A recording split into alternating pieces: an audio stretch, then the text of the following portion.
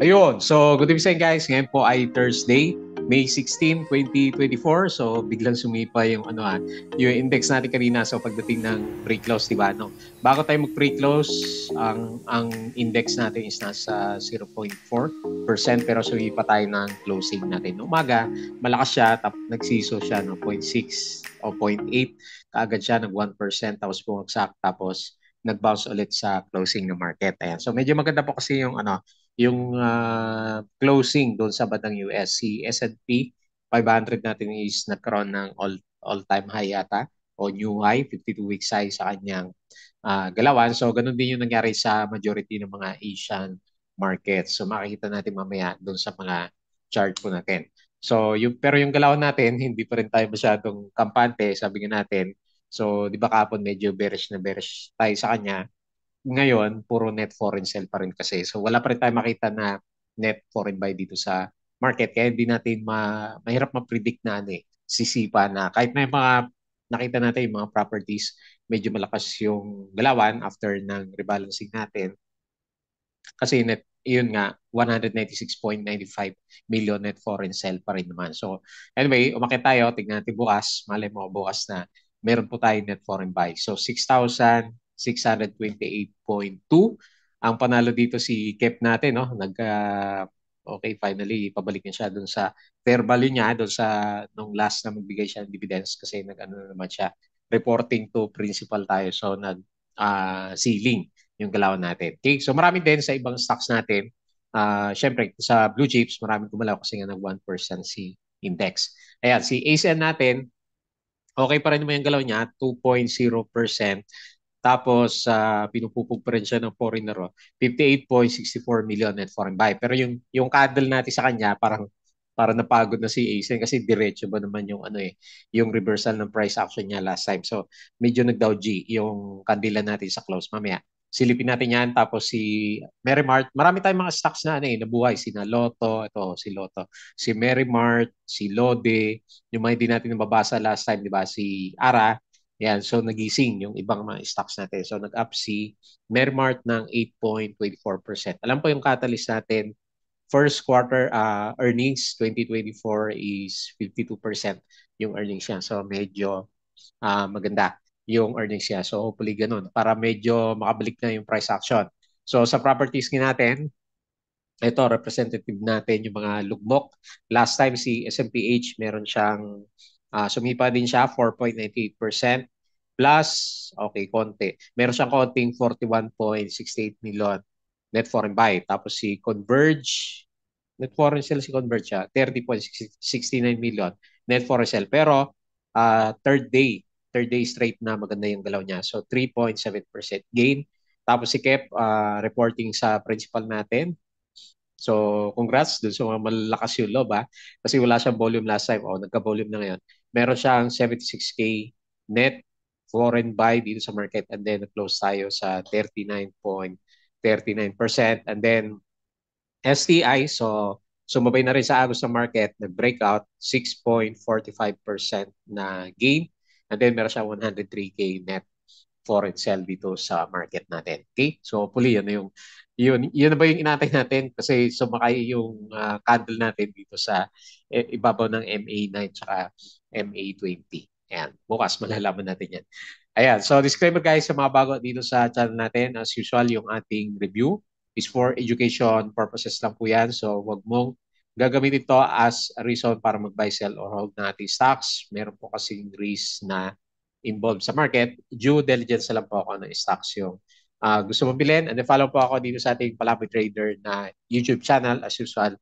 Subscribe ka lang po or kung gusto mo join ka dito sa trading group naman natin. Okay? So sa mga nakasubscribe, maraming salamat po dun sa panunood dito sa mga trending stocks, company reviews, mga sample trades, indicators. Parang may webinar kanina yung to trade Asia. So post daw natin dito sa mamaya hanapin ko lang yung hindi pa binibigay yung link sa akin. Pero meron silang webinar eh. So sa stocks, okay. Basic indicators, fundamentals, mga risk management plus PSE, stock market studies. And then follow mo din po ako dito sa ating Palawi Trader Crypto ko to. So check mo na lang po yan. Yung mga luma-luma nating post. Medyo sumipa ng kaunti si nag 66K kanina yata si Bitcoin. Ayan, so nagsawa na rin sa kaka-pullback yung mga cryptos natin. So on the way siya, no, pabalik ulit sa 70K. Ayan. So and then follow din po ako dito sa ating social media, Palabi Trader na Facebook account para updated ka sa mga posts or dito sa Palabi Traders na Facebook page. Sa mga article po natin dito sa Bodegipic. Ayan. So hindi ko pa naharap si money earners natin. Lilipat natin dito. Kinopya ko na lang yung mga articles tapos upload natin dito. So local market dito sa US and cryptos, tapos money orders. So nasanay tayo. Tapos yung mga news, wala pa ako nakita. Saglit, napin natin baka meron ng summary yung index natin. Kasi ayan, meron na. So ito kasi maganda makita yung nangyari. So US stocks hit records as inflation slows. So yan yung pinaka main reason kaya medyo masigla yung market natin. Ano ba dahilan niya? Data revealed slowdown to 3.4. Okay. So lumabas na yung inflation nila. April inflation o May pa lang dapat, 'di ba? So nag-slow down sa 3.4%. Okay. So yan pala yung catalyst natin dito sa US market. Tapos yung summary, pero net foreign sale pa rin tayo, 196.95 million net foreign sale po yan. Tapos panalo si property kasi si Ali at saka si SMPH, medyo malakas yung sipa. For today, si ASEN ba? Under property din ba? Si ASEN natin. Tapos, sinundan siya ng mga holding firms. Ibig sabihin yung malalaking stock, si Ayala Corporation, di ba? 1.64% at saka 3%. So, finance sa mga yon yung medyo nag-pullback ng konti. Pero yung interest rates natin, di ba? So, hindi naman binawasan. Steady lang, di ba? Yung interest rate sabi, 6.5%. So, later on siguro, magre-reflect pa rin na maganda yung earnings sa mga banks po natin. Okay. So, ito yung pinag-uusapan ngayon sa cryptos. So, makiat din siya. More than 6% on day. Last up 6.4%. So, kanina tingin ako 66K na siya. Ayan, so on the way ulit sa hopefully yung inaantay ng mga cryptonautics natin. Meron tayong bad news yata to. Dennis Uy, Antonio Tiu for face PSE suspension. Ayan. So medyo bad news yan kasi pero to dahil sa disclosure ng mga annual reports. Tignan nga natin dito. Meron ba ditong okay, Chelsea Logistics, Phoenix Petroleum, Infradev. Okay, sino pa?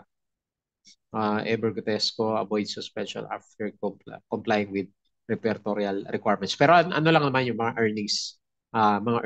Pati si Ani pala O delikado pala yung mga Ani sa green natin ng non-compliant firms.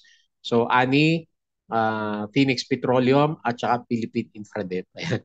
Bantay tayo bukas kasi May 16, 6:03 p.m. tong article na to. So bukas natin mararamdaman tong na to, tong epekto nito. Pero ano lang naman to, reporting. So pero anyway, alam mo na. So any negative news is news para sa mga stocks natin. Pwede kasing mag-react negatively. Okay, so bukas na lang yan. Cebu Pacific expects delivery of 5 aircraft this second quarter. SMPH, ayan. So ito, magandang catalyst niya, di ba? SMCP, Caloocan, opening. Tapos yung BSP natin, so bakit ko nasabi na okay pa rin yung mga banks? Ayan, 6.5% interest rates. Laki, di ba? A-REITs reported a 45% increase in net income. Okay, maganda sa A-REITs natin.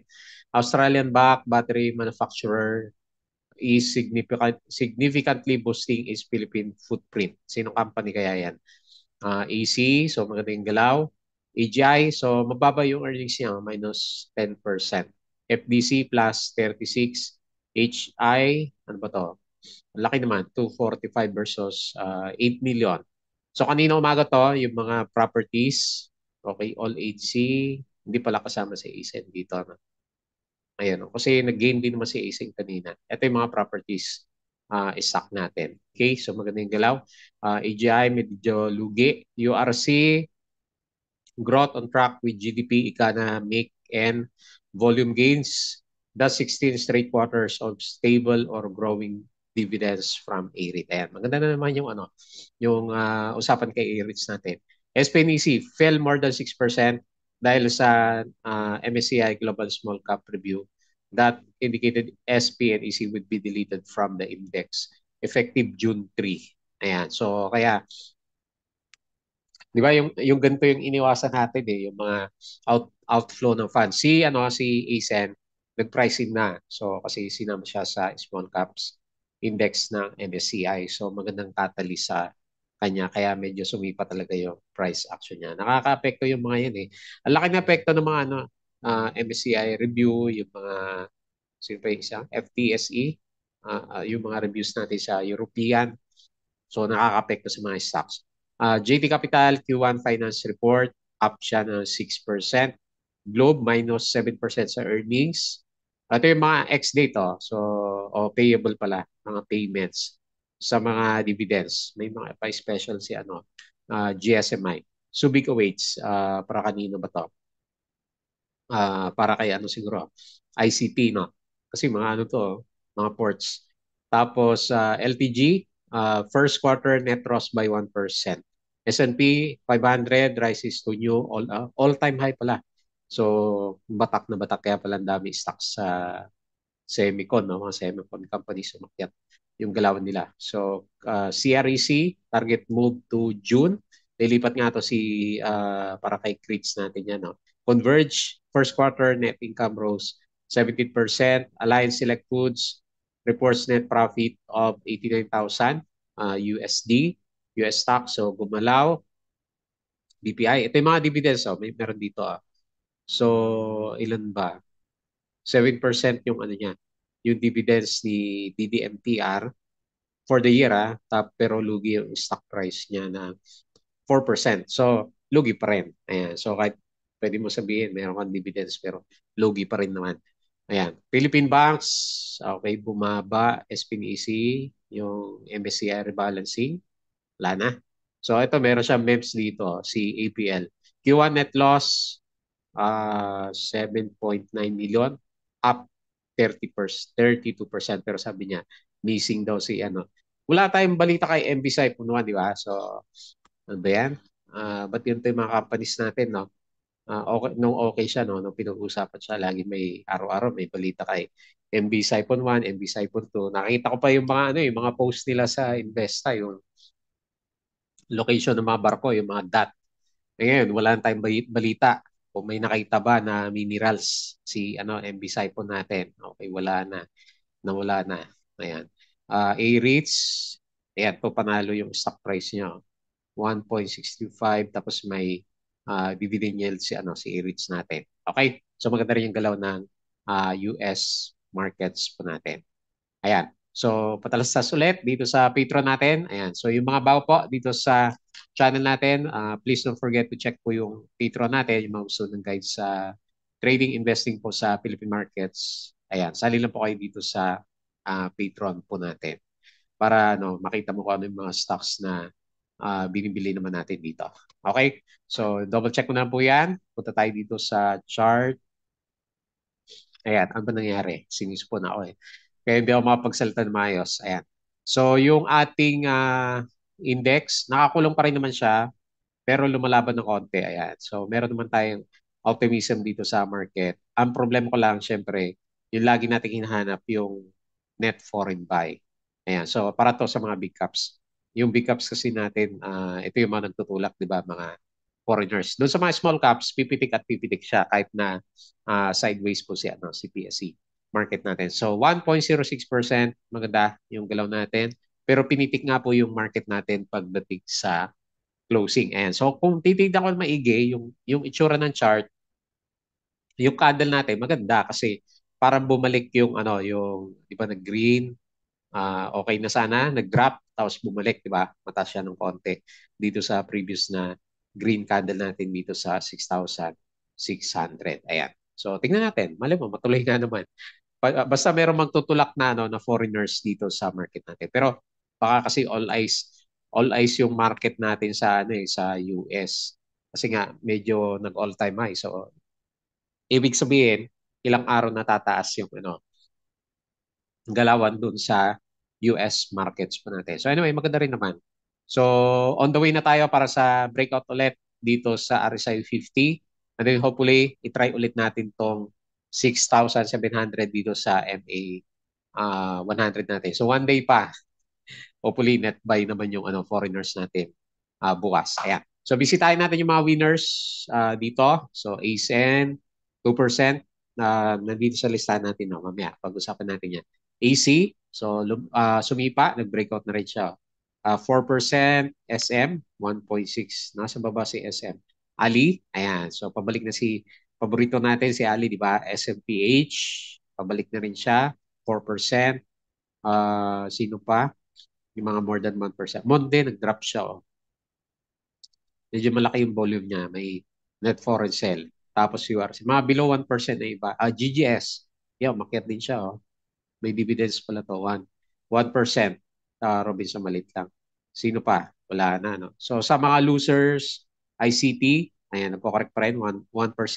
Video. Lalim na correction ng video. No? Negative 1.45 Metrobank. Medyo drop nga sila. No? AGI, ito medyo mahina pa to siguro kasi uh, negative 7% yung earnings niya. Bakit kaya negative 10% yung nakalagay kanina? Okay? So yun po yung mga galawan sa big caps. Dito naman tayo sa mga small caps. Si Kep, syempre. Ayan, panalo po yan. Lotto, so nabuhay na yung mga tulog natin ni stocks. Double Dragon, 9%. 11% si Lotto. Merrimart, ayun suddenly nabuhay siya. Yan. Kalahin mo nga naman. So, yung mga tulog, bigla nagising. Merrimart, 8%. Geo, mukhang pabalik si Geo dito sa 0.18 natin. STI, yan, breakout yan. Si Bell, breakout. Natuloy na rin yung breakout ni Bell. Oh. Dami magandang stocks ngayon. SMPH, 4%. AC, Alter, wala pa, tulog pa. 4%. RCI, ayan, ano nangyari dito? Nalaglag pala si RCI, oh. Kahapon, oh. Tignan mo yung galaw niya. Okay, nag-bounce naman siya ngayon. Hopefully bukas. ABS, yung mga libiste stocks natin nag-bounce. Ayan. Sino pa? Okay, yun lang. And then, sa losers, Ionix, laglag na si paring Ionix kasi yung earnings niya drop ng 59%, 8%. STN, nag-pullback na rin siya, no? Yung bounce niya na malakas na kinain na rin niya. East-West, meron siyang dividends. Ang ganda kasi ng dividends niya, 5.9%. Okay lang, may dividends naman po kayo. Doon sa mga hindi nakapag-take profits. IMI, so pullback tayo. 2 days ng pullback si IMI minus 4.95. So, sino pa? SSP, matagal na tong drop. SSP, PHR. Ayan. So, wala na, hindi na makasama to doon sa listahan ng yung may negative news kanina. Upson, minus 2%. Okay, so mahina yung iba. Ani, ayan, bantayan natin itong mga to kasi may negative report kanina. Pero ano lang naman, compliance lang. Yun nga lang, syempre, pwede mo suspend, di ba? So, check nyo lang po kung meron kayong mahawak na stocks doon.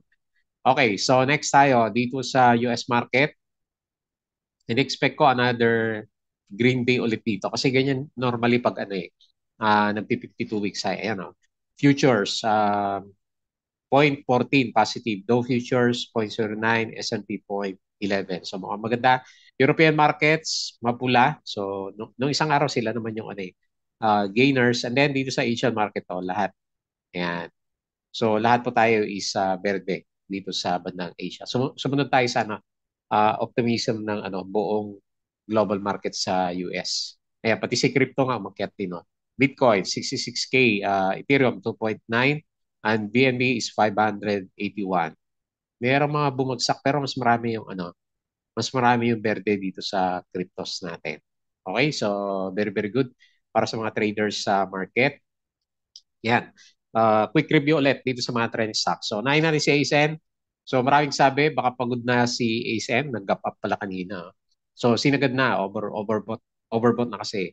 So, tingnan natin bukas kung meron pa siya. Meron pang igagalaw sa taas si ASN. Pero malaki na kasi. 50% na, di ba? Yung huling usapan natin. So, sukatin natin yung nauntog siya. So, hindi pa nga siya umabot dito, di ba? Usapan ba natin kahapon 5.5, no? Yung pinaka-max natin. Pero yung pinaka-support natin is dito. Meron pa naman tayo support dito sa 4.87. Pero parang pagod na yung chart. Okay, tingnan natin. Kasi nag-accumulate pa rin naman yung iba. So baka mag-attend ng pullback yung iba. 58.64 million net foreign buy and then gain pa rin naman siya 2%. So hindi natin inalis yung chance na kahit na inverted daw G, bearish candle kasi net foreign buy yung ano eh, yung tulak natin for today para kay ASEN. So yun nga lang masyadong obvious na ano. Punong-puno na ng buyers si ano, ASEN natin. Okay, next Merimart. Ito, baka may follow-up si Merimart natin. Kasi maganda yung earnings niya. Ayan. So lumabas dito 52.18%. Last year kasi medyo nagkano siya. So na-pricing niya yan and then ito naman yung pinaprice ng market. So 8.24% up and then meron tayong 346K net foreign sell dito sa market. So ang pinaka gauge natin, kasi medyo bullish nga po, is dito sa piso. O is slightly below piso. Malakas na resistance yung ano, yung psychological resistance kasi yung ano yung piso natin. Okay? So tignan natin bukas, tama-tama Friday. Kasi normally ang ginagawa nila sa market natin kung napapansin mo, kung sino yung mga overbought, sino yung malakas, sila yung masyadong tinutulak pa. Kagaya ng nangyari kay ano kay hindi nag-trending si Double Dragon kasi trending to kahapon, di ba? Ayan, no? Tinulak siya ng 9%. Ayan, balik tayo kay ASEN. So kung pagod na siya, kailangan mag-support dito sa 4.87. Next, sorry, Merrimart. Ayan. So ang pinaka-support natin kay Merrimart is dito. Ayan. 0.89 naman. Ayan, meron naman siyang support. Tapos, kahit pa paano, dinumog siya ng traders.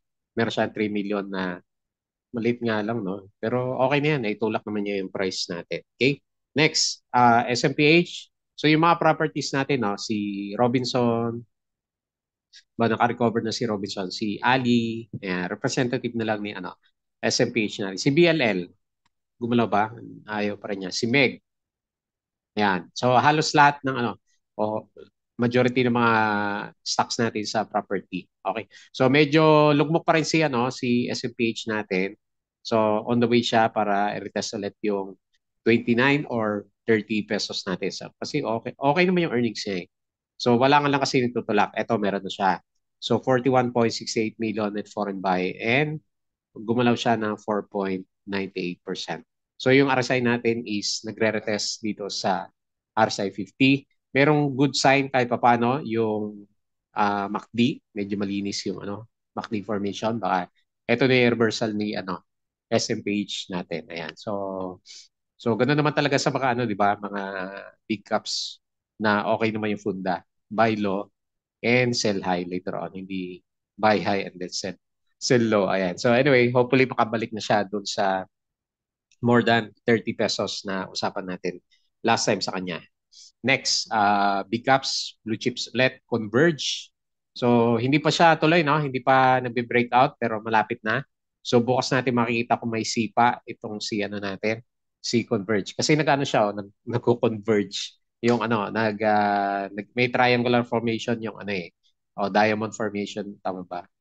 Triangular formation, ascending wedge. Yung, depende kung saan siya magbe-breakout. Itong si Converge natin. Pero, mukhang okay naman to kasi okay naman yung ano eh, first quarter earnings po ni Converge natin. Okay, so nasa bullish sign yung RSI. Hindi pa naman overbought, may earnings. Ayun, yun lang. Wala siyang net foreign buy. So net foreign sell pala kanina. 30 million net foreign sell, 3.7% na gain for today. Pero okay naman lahat ng indicator. So yung volume lang na ano, foreigners natin. Next, KEP. So, ayan, nakaluwag na po kayo ha. Nakaluwag na loob na yung ano, yung mga merong KEP last time kasi sagat-sagaran nga naman. Pero di ba ang usapan natin dito is 4 to 6 pesos. Oh, ayan, medyo nakabalik na siya. So, kung 4 to 6 pesos, yung fair value niya, medyo okay na, bawi-bawi na. Pero kapag binayaran ka sa ano sa X date, kailan ba X date natin? Mali yata yung ano 216. Tama. Payment date pala, mali yung isip ko. May 22. So next week magkakalaman kay Kep kung magbabounce pabalik. Pero okay Lakas ng volume niya. 9.83 million and sinagad na nga po dito sa ceiling. Congrats doon sa panalo. Hopefully makalabas siya bago mag May 22. Kasi yun yung payment date kay Kep natin. Okay? Next, STI. So, isa to sa representative na rin siguro ng mga breakout na stocks. Ayan. So, natuloy na yung breakout ni STI. Congrats doon sa mga meron sa kanya. Ayun, no? So, 52 weeks high, all-time high. Ano ba? Ayun, sakto siya dito sa breakout. Ang galing ng galaw niya, no? Dire-diretso. Dire-diretso yung bagsak, pero ngayon dire-diretso naman yung up move nitong si STI natin. So, ang pinaka-next na resistance, malapit na siya. Malapit dito sa 1 point o piso. Pwede rin naman. 1.07. Pero kung trend channel ang usapan sa kanya, so ito naman, tama ba? Ayan, so 1.08 yung pinaka-next na resistance level. Kaya lang, overbought na rin pala si STI natin. Sinagad siya, no? 6.45% and meron siyang 103K net foreign sale dito sa market. Okay lahat ng niya, oh. Nag-okay lahat na indicators bago yung breakout natin for today's trading. Nasilap mo ba to si nakatingin okay na RCI, yung mga libiste stocks natin, RCI, ABS, at saka yung si Bell, di ba, yung trending last year. Ito si Bell medyo nag-breakout din yung galawan naman niya. Okay, so very good yung mga ports natin gumalaw. Finally, gumalaw yung mga alaga ko na properties, sina SM at saka si Ali. Ayan, so abangan natin kung matutuloy yung mga reversal na yan. Kasi wala pa rin naman yung net foreign buy dito sa market. And medyo busy sa US market yung mga majority ng traders kasi maraming maglulundagan na stocks yan lalo na yung mga futures na nakita natin is maganda naman talaga siya. Okay po, so ilan muna. Meron pa tayong one day of trading. As usual, bago tayo close, please don't forget to subscribe dito sa channel. Join ka lang sa group. Follow mo na lang po ako sa Crypto Ko, Facebook account, Facebook page, Bodega Pic, Twitter, and yung money earners. Patreon channel natin, yung mga gusto po ng guide sa trading sa market, sali lang po kayo dito sa group. Yun lang, maraming salamat. Kita po ulit tayo bukas.